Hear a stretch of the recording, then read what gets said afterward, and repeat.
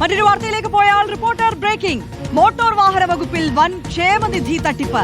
പരിവാഹൻ സോഫ്റ്റ്വെയറിലെ സുരക്ഷാ പഴുതുകൾ മുതലെടുത്താണ് കോടികളുടെ ക്രമക്കേട് നടത്തിയത്. ക്ഷേമനിധി കുടിശ്ശികയുള്ള വാഹനങ്ങൾക്ക് ഉന്നത ഉദ്യോഗസ്ഥർ വഴിവിട്ട് നികുതി അടയ്ക്കാൻ സൗകര്യമൊരുക്കിയെന്നും കണ്ടെത്തൽ.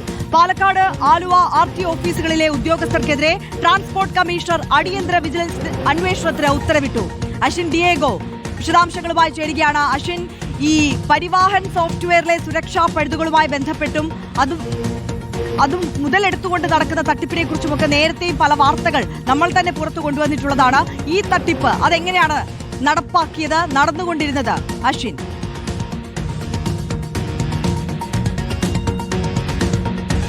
കഴിഞ്ഞ കുറച്ച് ദിവസങ്ങളായി മോട്ടോർ വാഹന വകുപ്പിൽ ചില ഉദ്യോഗസ്ഥരും അതുപോലെ തന്നെ ഇടനിലക്കാരും കൂടി ചേർന്ന് നടത്തുന്ന വലിയ തരത്തിലുള്ള അഴിമതികൾ നമ്മൾ പുറത്തു കൊണ്ടുവരുന്നു. അതിൽ ഏറ്റവും പ്രധാനപ്പെട്ട ഒന്നാണ് നിലവിലിപ്പോൾ പുറത്തു വന്നിരിക്കുന്നത്. ക്ഷേമനിധിയിൽ തന്നെ ഇപ്പോൾ ഉദ്യോഗസ്ഥരുടെ നേതൃത്വത്തിൽ വലിയ തട്ടിപ്പ് നടന്നിരിക്കുന്നു എന്നുള്ളതാണ് ഏറ്റവും ഞെട്ടിക്കുന്ന കാര്യം.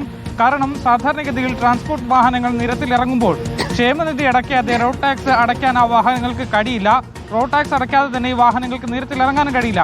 ഈ ഒരു സാഹചര്യത്തിലാണ് സർവീസ് ബ്ലോക്ക് ഏർപ്പെടുത്തിയിട്ടുള്ള വാഹനങ്ങൾക്ക് അനധികൃതമായി ഉദ്യോഗസ്ഥർ തന്നെ കൂട്ടുനിന്നുകൊണ്ട് ഇത്തരത്തിൽ റോഡ് ടാക്സ് അടയ്ക്കാനുള്ള സൗകര്യങ്ങൾ ഒരുക്കി നൽകുന്നത് എന്നുള്ളതാണ് ഏറ്റവും ഗുരുതരമായ കാര്യം എന്നുള്ളതാണ്.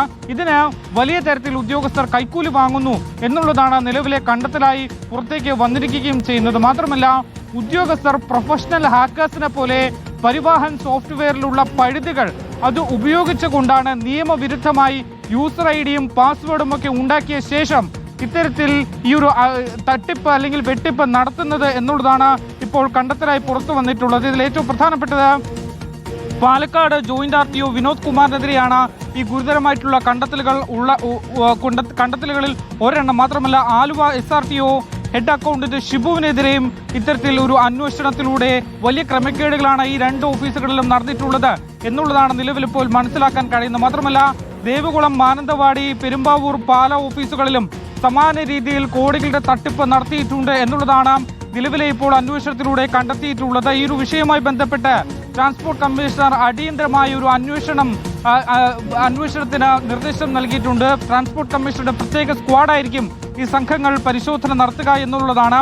ഫെബ്രുവരി 17-നകം അടിയന്തരമായ റിപ്പോർട്ട് സമർപ്പിക്കണം എന്നുള്ളതാണ് ട്രാൻസ്പോർട്ട് കമ്മീഷണർ നൽകിയിട്ടുള്ള നിർദ്ദേശം. ഇതിൽ ഏറ്റവും പ്രധാനപ്പെട്ടത് മോട്ടോർ വാഹന വകുപ്പിലെ ഉദ്യോഗസ്ഥർ തന്നെ ഇടനിലക്കാരിൽ നിന്ന് വലിയ രീതിയിൽ പണം വാങ്ങിക്കൊണ്ട് പരിവാഹൻ സോഫ്റ്റ്വെയറിലുള്ള പഴുതുകൾ ഉപയോഗിച്ച് എങ്ങനെ ഈ ക്ഷേമനിധി അടയ്ക്കാതെ തന്നെ റോഡ് ടാക്സ് എടുത്തു നൽകാം എന്നുള്ളത് ഈ ഇടനിലക്കാർ വഴി വലിയ തരത്തിലുള്ള അഴിമതിയാണ് നടത്തിയിട്ടുള്ളത്. അത് കേരളത്തിൽ തന്നെ പല സംസ്ഥാനങ്ങളിലും പല ജില്ലകളിലും സമാന രീതിയിലുള്ള തട്ടിപ്പ് നടത്തിയിട്ടുണ്ട് എന്നുള്ളതാണ് ഏറ്റവും ഗുരുതരമായ കണ്ടെത്തലുകൾ. ഇന്ന് വൈകുന്നേരത്തോടു കൂടി തന്നെ പാലക്കാട് അടക്കമുള്ള RTO ഓഫീസുകളിൽ വലിയ തരത്തിലുള്ള പരിശോധനയ്ക്ക് സാധ്യതയുണ്ട് എന്നുള്ളതാണ് മനസ്സിലാക്കുന്നത്. അങ്ങനെയെങ്കിൽ കൂടുതൽ ഉദ്യോഗസ്ഥർക്കിലേക്ക് ഈ ഒരു അന്വേഷണം നീളും എന്നുള്ളതാണ്. കഴിഞ്ഞ കുറച്ച് ദിവസങ്ങളായി മോട്ടോർ വാഹന വകുപ്പിൽ ഇത്തരത്തിലുള്ള സമാന രീതിയിൽ വലിയ തട്ടിപ്പുകളാണ് നടക്കുന്നത്. ഈ തട്ടിപ്പിന്റെ വിവരങ്ങളാണ് റിപ്പോർട്ടർ TV പുറത്തുവിടുകയും ചെയ്യുന്നത്. ആര്യ.